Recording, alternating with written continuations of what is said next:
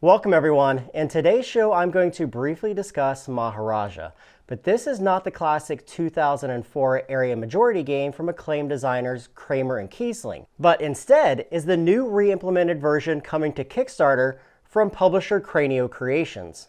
Now, what's really interesting to me here is the fact that not only is the game still a really strong design 16 years after it was originally published, but now it's been further developed by one of my absolute favorite game designers of all time, and that's Simone Luciani, a name that you might already be familiar with if you like games like Grand Austria Hotel, Newton, and Lorenzo Il Magnifico.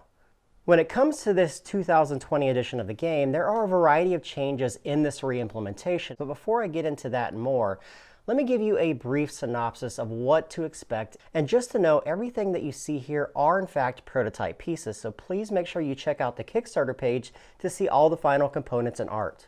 So,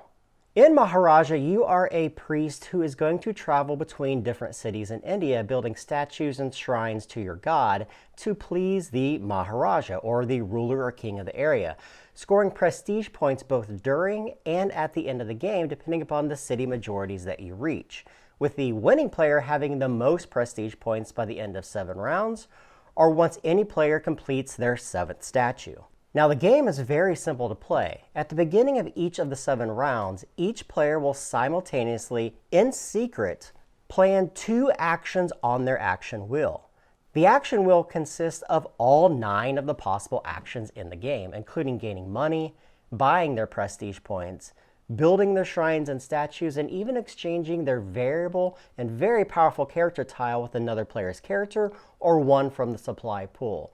Every single year, the Maharaja will change his city residence, and players will receive rewards according to their overall worship value in that city, which is made up of a combination of their priest, their shrines, and statues in the city where he currently resides. So you want to be in those cities, and you want to build your statues where he visits. However, players are soon going to learn that each of the cities is in fact separated by these villages, with only 2 spaces for players to construct their shrines. And these villages have to be populated so that priests can travel between them and reach other cities on the game board. This built-in mechanic effectively creates a toll system where players will have to pay other players in order to use these paths so that they can reach other cities and build their statues and have presence in the city when that Maharaja visits. All of these dynamics, when brought together, create a game that really requires smart planning and perfect timing of one's actions to fall at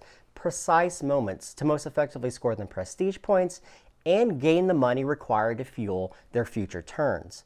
Aside from the brand new set of graphics and components that you see here, this new edition of Maharaja includes lots of new characters, 20 in fact, that can be used to affect the gameplay in very unique and significant ways, including additional paths to earning victory points.